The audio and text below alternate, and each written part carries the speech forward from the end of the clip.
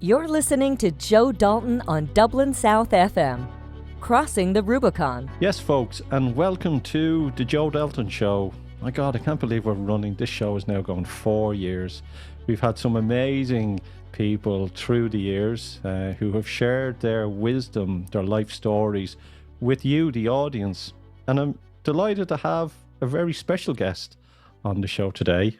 He's been nicknamed the vasectomy doctor. He has fought for contraceptive in this country. He's a human rights activist, a gentleman. They say that he's very knowledgeable and full of wisdom, but we're going to find that out today. And yes, it's Dr. Andrew Rynne.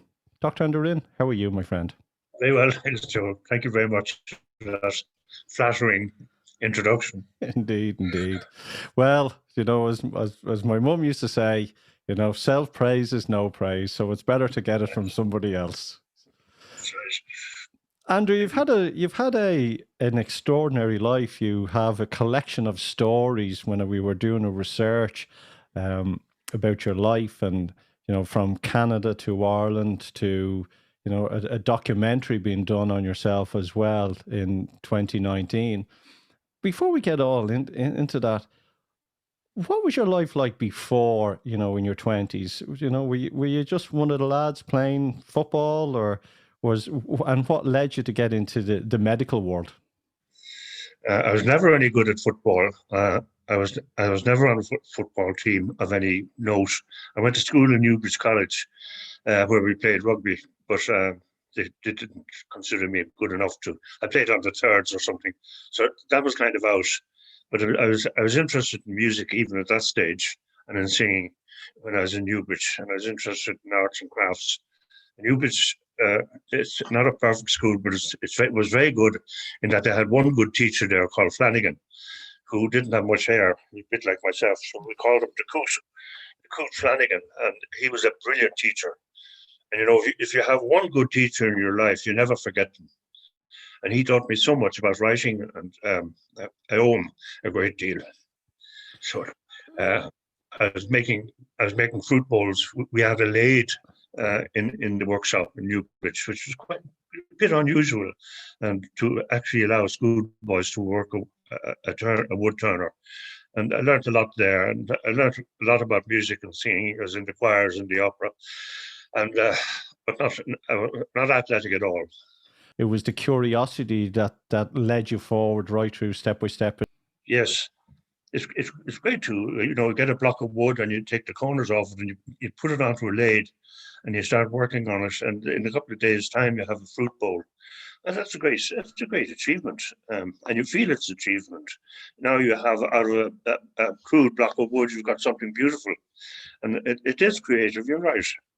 The writing was helped enormously by the teachings of Father Flanagan as well, and he encouraged me to be creative, and I actually won a gold medal for essay writing. It's the only gold medal I ever won in my life. Yeah, no, I was Sea Point Rugby Club. I used to play right wing. No one ever got past me. That was the one. And then I went to Germany and we played in 18 to 80s when we were older. And I remember someone tackling this guy. He was built like a brick house, and I actually hit him, and I felt like I'd run into a red brick wall, and I shook, and I went, you know what? I'm hanging up my boots. I'm done with this. This is hurting me. This is hurting me. Yeah. You studied to be a doctor. Was it a vocation for yourself, or, you know, and what made you go down that avenue as well? Well, my grandfather, who I never knew, who died, he was a general practitioner in Southampton. He died at the age of 32, just long before my father got married. My father was only 5 years old, so I never knew him. But I've ended up with all his papers, and he was in Trinity College, and he graduated in medicine. And I suppose that kind of took my fancy. But I always liked the idea of I wanted to be a surgeon, actually. But I'm too stupid. I wasn't good enough to be a surgeon, because you've got to do special training in anatomy and all that kind of thing. But I ended up being a general practitioner in Canada, which is the next best thing. And then, of course, when I started to do vasectomies, that is type of surgery. So, I killed two birds with one stone, as it were. And I suppose being a doctor it's a nice profession because you're helping people, you're relieving their pain, you're relieving their suffering, you're helping them with whatever it is that's bothering them, and you get a lot of respect for it. I think it's not all fun and games. You'll make mistakes. You'll have reasons to regret. You'll misdiagnosis. Some people will hate you. But there you go. In the overall scenario, it was a good decision. It's how many people would you have said that you've I would say counseled over the years of your profession? Yeah, I was in general practice for 46 years or something. It's quite a long time. I did 32,000 vasectomies, and I would have seen maybe twice that number of people. So I would have done maybe 100,000. My God, do you know if you're doing something and they say that, repetition, you can get very bored of it all the time. And you're going in and you're doing, you're doing operations or whatever, you're doing those days. Did you ever feel in those days just go, do you know what? I am sick to death of this. If I see another set of testicles, I will actually drive myself to drink. Did you ever feel that way? That didn't happen to me for some reason. Yeah. People come up to me years later and said, you did a vasectomy on me 25 years ago or something. And of course, I say, well, I never looked at anybody's face. So it's like the midwives can say, they have the lovely pictures of all the babies that they have delivered over the years and the photographs of the babies. I don't think you got too many pictures after it, did you? Strange that you should say that. We had a photographer in one time. We were making slides, as it was in those days. Didn't make videos in those days, so as I could lecture on doing vasectomy, and I had these slides as a support. And we had a clinical photographer in, and the fellow I was doing a vasectomy on was highly amused by all of this. And he had a big grin on his face. And the nurse who was working with me said, you don't have to smile for these photographs. Do you know what that reminds me of? Looking at the documentary, and there's a clip of the documentary. There's a young doctor with a man lying on the bench with a beard on, and the guy sitting on the bench, he's got this smile on his face, and the narrator's doing a talk. I've gone, I wouldn't be laughing and joking. Someone was, I'd be very serious and I'd be terrified. So it made it all look wonderful and all. But I'm sure nervous laughs. You've seen a lot of nervous laughs through the years as well. Gallows humor. Yeah. Gallows humor. Yeah, I love that actually. I love that on it. So you were in Canada. You worked in Canada, and you could say, you served your apprenticeship in Canada? Would that be? Yeah, absolutely. Yeah, I learned my trade because when you're in medical school, you don't really learn much about hands-on medicine. You do a bit, but not a lot. That's where, and I learned how to be a general practitioner working with other general practitioners. I worked in this group practice for about 6 of us in it. So if I had any difficulty, with a rash or whatever it was, I'd call one of them in, and we'd have a consultation together. Canada was a great country to practice medicine, and still is. And you'd be working in the hospital, assisting at surgery and stuff, and great variety. And then you'd also be delivering babies in Canada. You don't do any of that stuff here. Here you just practice in your own surgery, nowadays in the group usually, but you don't go into hospital at all. You have no access to the hospital, whereas you had in Canada. Yeah. But needless, the money was good too. But one of the things as well, that the difference, I think we all bitch and moan here about the health system here. But I say to people, it'd be different if you were in America. Like in America, if you get your appendix out and you can't afford it, they bring you back in and they put your appendix back in. So Yeah. For such a small country and what we have, I think our medical system has so many pluses than minuses on it. Yes. What brought you back home to Ireland from Canada? Well, it was my wife, then wife, and I agreed we'd go to Canada maybe for 4 or 5 years. And after that, we'd come back. And we were quite determined to do that. I mean, there is no place like home when all is said and done. And I was interested in Irish music.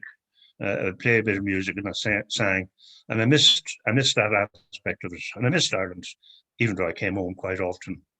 But a lot of people go to Canada or go to America and with the intention of coming home, and they never do come home.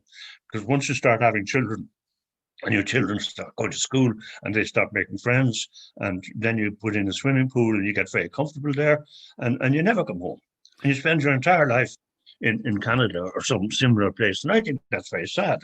And some of my colleagues are still out there. It's like I went away for 6 months in my early 20s and end up coming back 12 years later.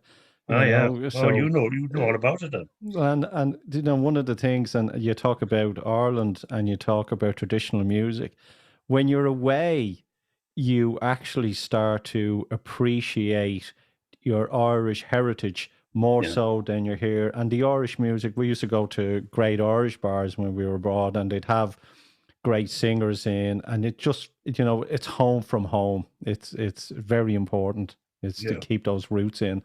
And when I say to people now that that live in America or live abroad, and they say, my parents are Irish, I says, so you're from the old country, is the terminology that I would use on it. So they go, oh yeah, the old country indeed. Yeah. So you came home. You decided to set up your own practice. In 74, yeah. In 74. Yeah. 74. I was only four. In 74. There's a song. We could write a song about that. I was only 4 in 74. Did you come and say, right, was it initial that I'm going to come home and set up a general practice and I'm going to do, vasectomies, or did sort of meander into that sort of part of the profession? Yeah, the vasectomy, and it was very strange. I was not going to do vasectomies when I came home. For some reason or other, I didn't think I was going to do them until I found myself in general practice with an awful lot of time in my hands. This would be 75. And I wasn't doing well, I have to say, because it's not easy to break into practice in Ireland. And the competition was pretty fierce. And people got used to going to one doctor and they didn't want to change. And that's all very understandable. And I've seen 1 or 2 patients a day, whereas my colleagues up the road were seeing 20, 30 patients a day. So I had time.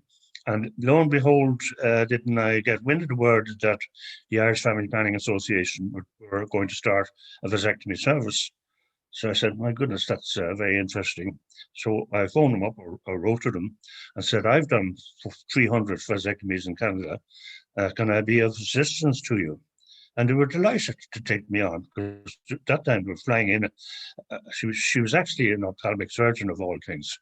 So she was a bit out of her own comfort zone, if you like, but she was doing the vasectomies. But she was very good at it. They would much prefer to have somebody local, obviously. So I started doing vasectomies for the Irish Family Planning Association. We were located in Mountjoy Square at the time, and then we moved to Sing Street. And I worked with them for maybe 10 years. Until the mid-80s, and I became the chairman of the Irish Family Planning Association. Then, of course, I had to run in with the condom case, which made me quite well known. So that's how I got into it, and I kept doing vasectomies then all my life. I think when you started doing it, it was a novelty, and there were certain rules, and I'm sure at that time the religious orders got their 10 pence piece in as well. Like, if you think about them now, they're like MOTs, that NCT test. I've thought about, being honest, I've thought about getting one myself, but I've friends of mine I've spoke to, and they've told me what's happened to them. I've gone, no, I've just, that squeamish idea. Where on another end, I could have a dentist. I've had the dentist in my mouth drilling a filling, and I've been so relaxed. They'd had to wake me up because I was snoring. So it's different things for different people.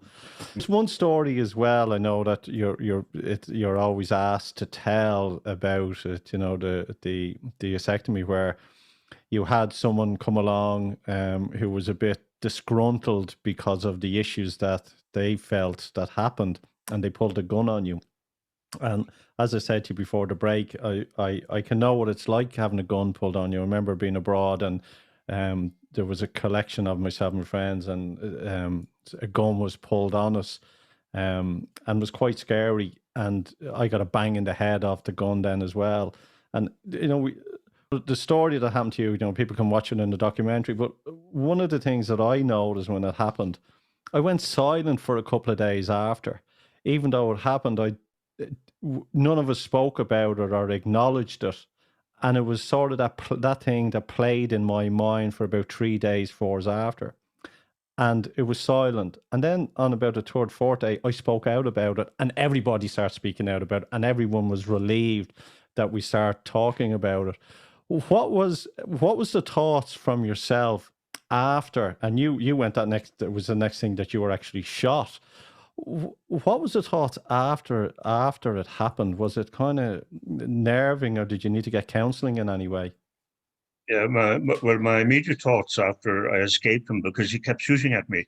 He fired at me about 8 times. Unfortunately for me, he kept missing. He hit me the first time because I was down on the floor, and I was an easy target. And he tried to shoot my genitalia, but the bullet ended up in my right hip. But once I escaped from him, and I ran down the streets of Clane, and he was still shooting at me. My immediate thoughts were, thanks be to Christ, I got out of this, and I never come closer to death than I did at that moment. So I suppose my thoughts were one of fantastic relief, almost to the point of being euphoric. So they were my initial thoughts. And then I was eventually brought to St. James's Hospital, and a 3-hour operation when they took the bullet out. And I was a bit sick after that, after the anesthetic. And even then, I had a sense of relief. And of course, all my friends came in, not all at the same time, but one by one for the next 3 days. And everybody wanted to know what happened to you. Because I told them, and I went over again and again and again. I kept telling them as they came in what had happened, how a man had come into the surgery, how he pointed the gun between my eyes, how he pulled the trigger, what he said to me, and the whole lot. And I relived it so often, a bit like what you were talking about there. It's really post-traumatic stress disorder, if you like. Yeah. I don't actually believe it. Believe it exists. I think it's a handy one for the courts. It sounds good. I had severe post-traumatic stress disorder, and I talked it out, and I was grand. I didn't need any counselling. I had a psychiatrist friend of mine. I asked him, should I be looking for counselling? I won't tell you what he said, because I'm not allowed to use bad language. But he told me to go away. No, sir.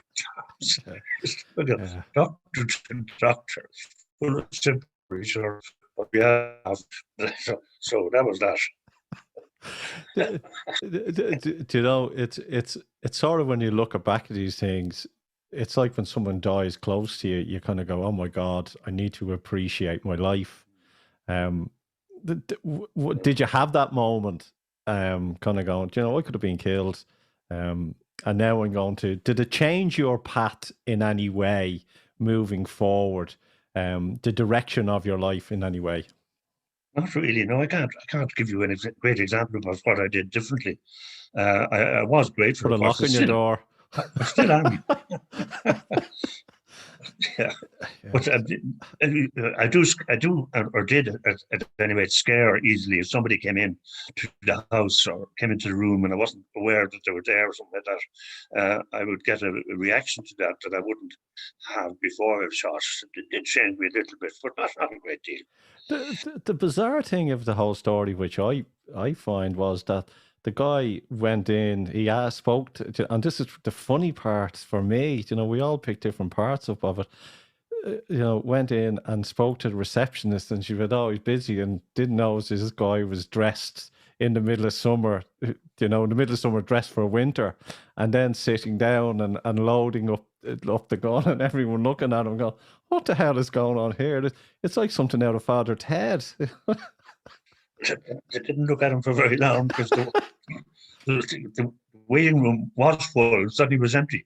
And they all just scarpered, including my secretary. She said he's down there second on the right, and she scarpered. What kind of a secretary is that? Yes. You could have offered them a cup of tea, and then there's been many stories on that. And if anyone wants to check on it, there's some good documentaries on it. But what then made you drive you towards, getting into human rights activist and then fighting towards bringing condoms into the country as well? The force behind that for you? I suppose being in Canada and seeing how they operated, they had several religions over there, mostly of the Christian type, but they were tolerant of each other, and the rules in Canada were set for everybody, not for one particular group, whereas the rules in Ireland were directed at Catholics, which I thought was a bit unfair, and for people who weren't practicing Catholics or people who weren't interested in following the rules of Catholicism to the letter, they were being denied access to ordinary non-medical contraception, and they had to go to England to get, or up to the north to get contraceptives, and you couldn't buy them anywhere. And then, of course, the McGee case came along, which meant that you could import and distribute condoms, but you couldn't sell them.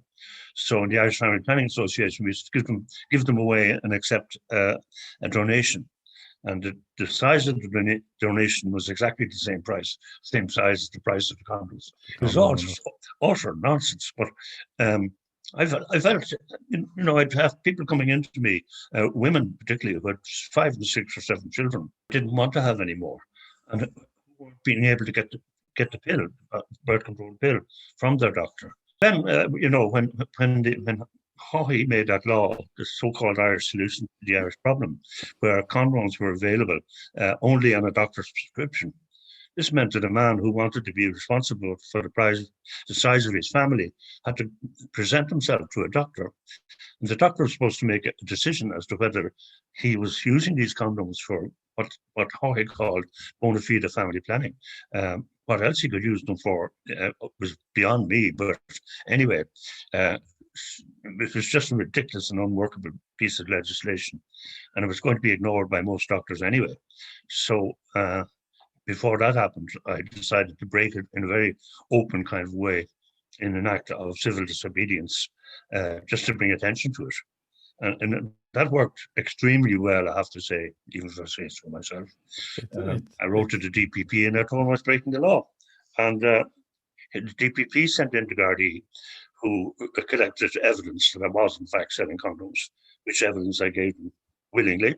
And 2 weeks later, I had a summons to go to court in Nice. So it all happened very quickly. And when I got to court, I defended myself, but I didn't defend myself, you understand. Yeah. I made no attempt to deny what I was doing. And I said, I can't keep this law, it's just ridiculous. And that annoyed the judge, Justice Johnson. He got so annoyed with me that he decided to give me the maximum fine, which was £500 at the time. It's a lot of money. A lot of money, yeah. Yeah, but I was delighted. I mean, I didn't want to get off. I didn't want to go on probation. I just wanted to have that headline in the newspaper the next day, doctor fined £500, which it was. And the Irish Times took it up, and I got my photograph in front of the Irish Times. And then it became a kind of an international story. And I was chairman of the Irish Family Planning Association by then, and we'd go to meetings around the world, and people would be asking me about it, and it brought huge attention to it. A celebrity. Then we got it. Yeah, we got Barry Desmond was then Minister of Health in a coalition about 3 months after that. And he immediately set about changing the law and putting condoms into a vending machine where they should have been in the first place. What we're doing on a doctor's prescription, I have no idea. But it did. It worked very well. It's interesting, the time when the church in Ireland, and I don't think a lot of people, younger people, don't realise this, that the church was more powerful than a policeman. You know, the Yes. people were more terrified of a priest than they were of a policeman knocking on the door. And, you know, church and state were one. I remember in the 1980s when condoms were coming out, and we were trying to get a tender to try and get the machine so we could put them in pubs in the 80s, in the late 80s, that we seen a gap in the market, you know, funny a gap, and we were starting to see, but unfortunately bigger fish got there before us on it. Ireland, the land of no condoms and as many macaroon bars as you could eat, you know. You know, the stale chocolate and the greaseproof toilet paper in our schools is, you know, the way we were reared on it.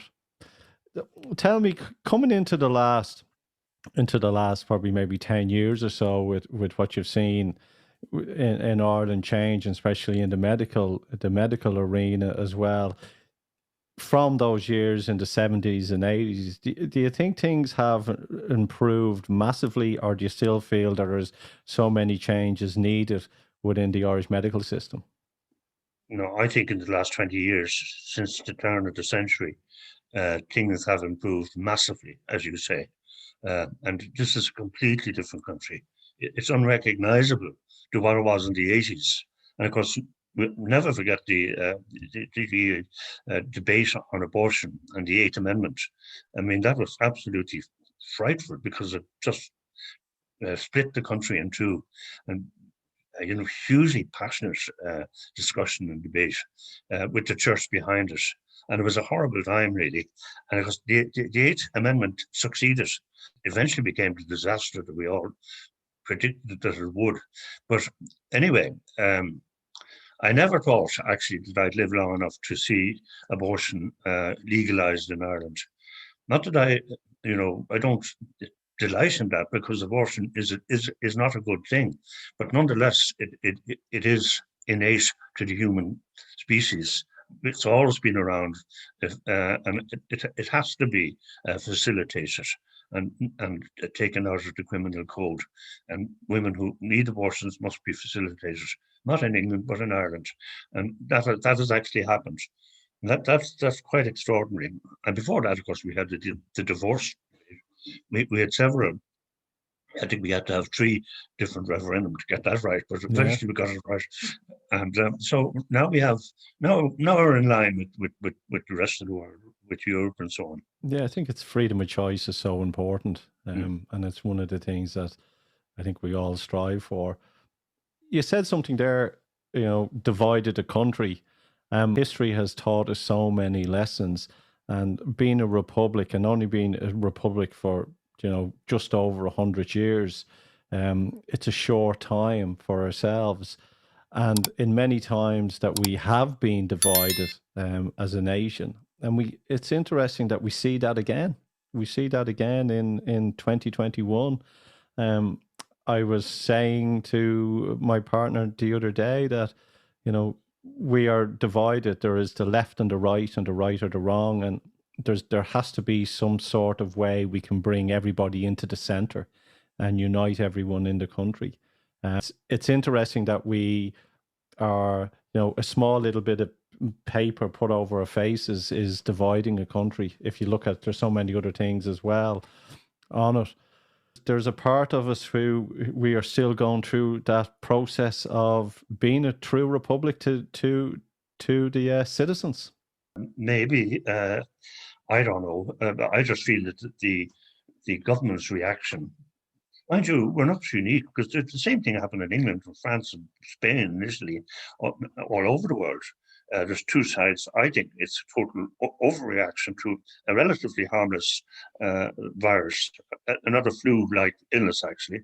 And I don't know why they have to lock down the country. I don't know why they have to, you know, you can't go to a concert, you can't get a pint of Guinness, you can't go anywhere, you can't travel, you can't leave the country. Businesses are going out of business.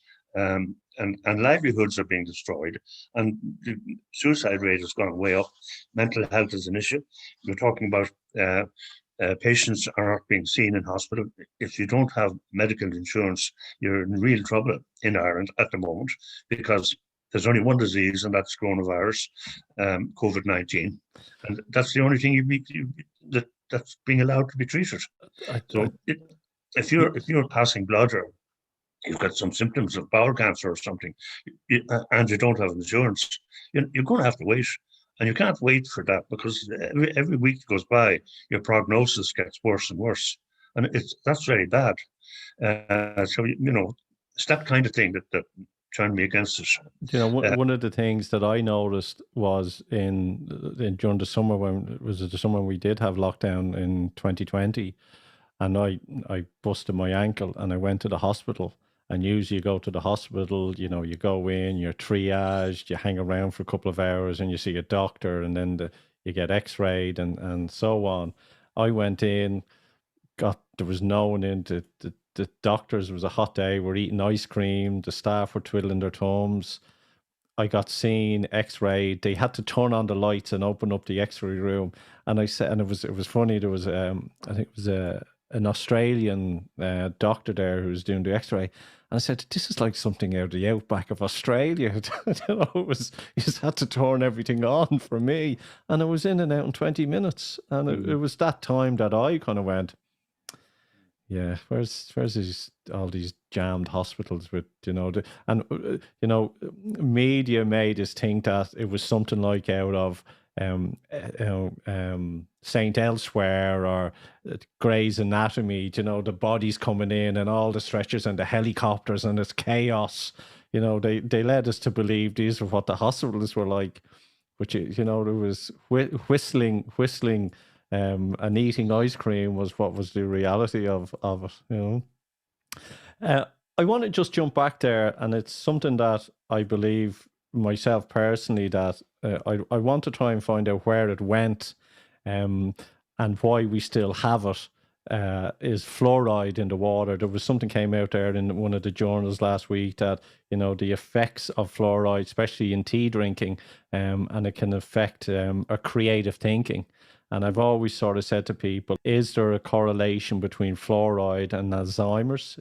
We talk about the fighting Irish, but is it a pacifier for ourselves to stop fighting? And I know that there was a big movement a couple of years ago to get it removed. Can you elaborate what happened there, or what happened with fluoride and why we still have it in it? And is there still a momentum to remove it from our water? Well, there's a number of individuals like myself who have made an attempt to take a judicial review on this and take an action against the government for forcing us to take this medicine, because fluoridated water is a medicinal product. And that's the line I was going to take, rather than a line that it's doing us any harm. But I don't know whether it's doing us harm or not, intellectually or any other ways. But to prove that would be extremely difficult or impossible. So you're not on a very safe wicket there. So you're on a much safer wicket by saying, listen, the Constitution says that we are entitled to bodily integrity. This is a violation of our human rights to bodily integrity. And I had all these very elegant arguments against fluoridization of water, but I couldn't get a lawyer to take it on. You'd be surprised how shy barristers are of taking on cases like that against the state, particularly if they're not certain that they're going to win, and it could drag on. It could be very expensive. So I had to abandon it, and other people have tried to do it as well, and they have had to abandon it. So it's still in the water. There's no sign of it not being in the water. And I think that's going to go on forever. And it's a byproduct of the fertilization business, and it's put into the reservoirs and it's in our drinking water. And you can't avoid it. It's in the tap. If you're making tea or having a whiskey or whatever, you're going to be close to this stuff unless you buy your own water, which can be a little bit expensive. Yeah, there's filters there that you can purchase. Like we don't drink tap water at home. We do the bottled water. We don't know, I'm sure it's somewhat better than what's coming through the system. But there are filter machines out there. They can cost 3,000-4,000 to clear the water on it. And we've known that people that have used them have noticed a difference. They've noticed a difference as well. what happened? You know, all the petitions that I've seen. I know a couple of years ago there was petitions and there was thousands of people signed against it. Do they work? Do petitions work in a stage, or do you have to go that extra level? Because you know, a signature is a citizen saying, "We don't want this." I don't recall there being a huge collection of signatures. You could be right, Joe, but I don't remember that. But to answer your question, no, they don't necessarily work. Um, we could collect signatures to be blue in the face about the lockdowns and forcing us to wear masks, and now they're going to try and force us to take vaccination. And we could get signatures to beat the band against that, and I don't think that would make any difference. That kind of thing doesn't move governments, doesn't move legislation. Yeah, I think what moves them is the fear of the citizens knocking on the door and making them feel a little hot around the collar. Yeah, Um, we don't have any general election coming up now until 2024, which is a long time away, 3 years away. So they're quite comfortable now because just they know they can do more or less whatever they want to do. we've seen the rug swept from beneath them before. We've seen it before. Tell me, looking back at your life, Andrew, what would you have done anything differently? Would you have done anything differently over the last couple of decades? I think I might have learned how to play the guitar or something. I sometimes regret not being able to play the guitar, but that's only a very small thing. Because if you can play guitar, you can. It's a great way to get you singing. So I've also had to unaccompanied singing, but I got away with that as well as a medical student. And no, I wouldn't have done anything differently. That probably sounds very arrogant, but I've no time for regrets anyway. Regret is a very useless kind of emotion. But I wouldn't have really done anything different. You know, I bought the house off the family, lived in this huge Georgian house for most of my life, and now in much more modest accommodation. But you know, no, I wouldn't. No, it's I always look back at. I think as you get older, you know, for myself personally, it was materialistic goods. You know, in the twenties and in my 20s and 30s, and as I got into my 40s and then my 50s, none of them really matter. You know, for me, it's, you know, peace of mind. It's not about, you know, the flash cars or how much money in the bank anymore. It's really just the quality of life. It's, you know, it's, and I think that as we get older, we get that process, we appreciate these things more. I'm I think you're very right. I'm very jealous of you, um, because Luke Kelly, Luke Kelly, Ah, yeah, uh, ah, yeah. a, a, Oh, a a brilliant man. You know, mm, I often will throw on YouTube and listen to mm, his mm, songs and the voice that he mm, had. And, you know, mm, out of all the folk singers, we know Clancy were brilliant. And, you know, Clancy, or even mm, Bob Dylan, you know, spoke highly of them when they went to America. But, yeah. you know, Luke was, you know, such a great man, such a great man. Tell me, how did you get to meet him or know him or? Well, at that time, I was singing in O'Donoghue's mostly, and we were getting paid for it, and we were getting free drink. I sang in O'Donoghue's every Thursday, Friday, and Saturday. So I was in the business, and I played the tin whistle. I was in the business, albeit at a minor scale, and of course we all knew each other. I knew all the Dubliners, every one of them, Ronnie Drew and Kieran Burke and Barney McKenna, and all of them, and John Sheehan, who I still know, and I sang at the Abbey Tavern in Holt. So once you're as it were, you get to know each other. We didn't like each other that much, but we got to know each other, and that's how I got to know Luke Kelly. And when I went to London during a break in my medical career, I met him again, and he pointed me in the right direction and got me work uh, to sing in clubs in London.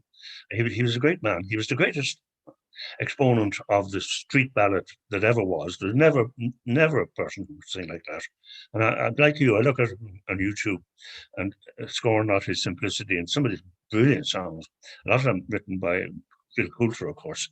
The Town I Love So Well, and then that other one, Raglan Road.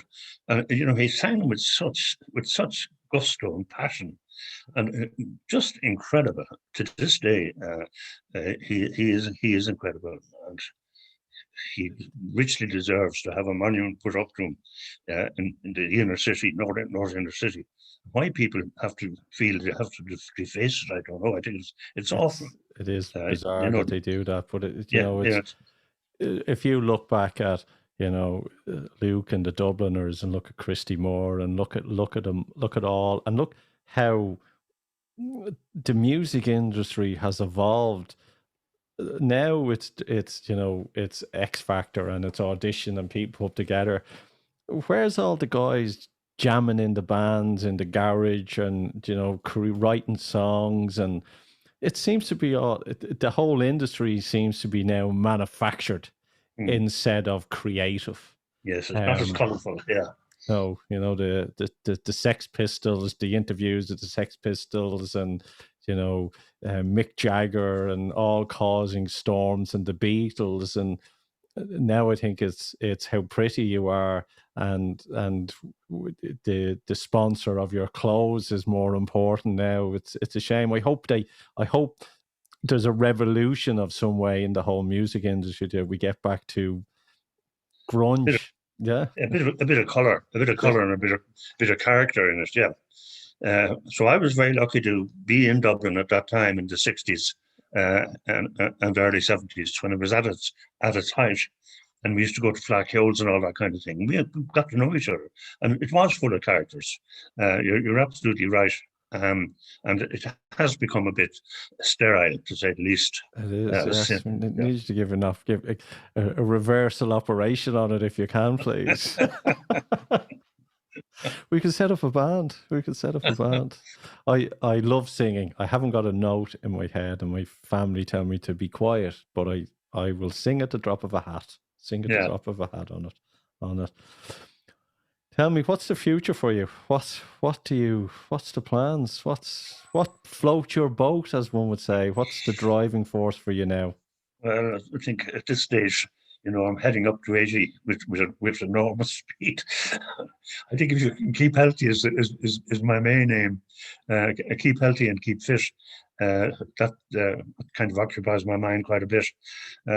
I do a few other things as well. I still do a bit of writing. In fact, I'm writing a book at the moment, and that keeps me going as well. I'm living here. My wife died 3 years ago, but I'm in another relationship now, and that's good. And life is very good, I have to say. And I'm enormously grateful for the people who love me and who look after me. And so that kind of floats my boat. I still drive and so on. I wish this all. It's interesting. You say you're still driving. My father now, he passed away at 84. And used to sit down and meet him for once a week, and we'd have a pint of Guinness in the Graduate. We'd meet up in the Graduate pub, and he go. I says, "Oh, I met some today," and he says, "Oh, your father's wonderful. He's still driving." And my father and myself would chuckle about this, going, "Why do people think that you get in your in your early 80s, and have you suddenly lost the ability?" He goes, "Yeah, they probably think I'm a baby." Of course I can still drive. I never lose the skills. His mind was with him 100% till he passed. And that's the funny thing when people go, "Oh my God, aren't you great? You're still driving. You're in your 80s. Or feck off." The stories of it. Look, we're coming to the end. We're coming to the end of the show, and it's been a pleasure talking to you. And what sort of words of wisdom would you offer to the next generations that are coming up with words of wisdom of what you've learned over the years, especially with in human rights and what's going on in the country today? What would you say to them? Oh, don't take yourself too seriously. Have a sense of the ridiculous. Because a lot of things that are going on today, and always have been, ridiculous. Don't take your religion too seriously either, and keep an open mind, and don't be afraid to express yourself, and keep healthy, of course. Don't smoke cigarettes, whatever else you do. drink in moderation, and so on and so forth, and look after yourself and look after others as well, and be cognizant of other people's illnesses, and be kind to people. Be kind to people. We did another business show here earlier on, and the message that I gave to people was, we forgot how to belly laugh. Laugh and joy. It's work, and it's the one thing that's been taken away from us is joy and laughter. And if you can do that on a daily basis, it changed the whole vibration within yourself. Andrew, thank you for coming on the show.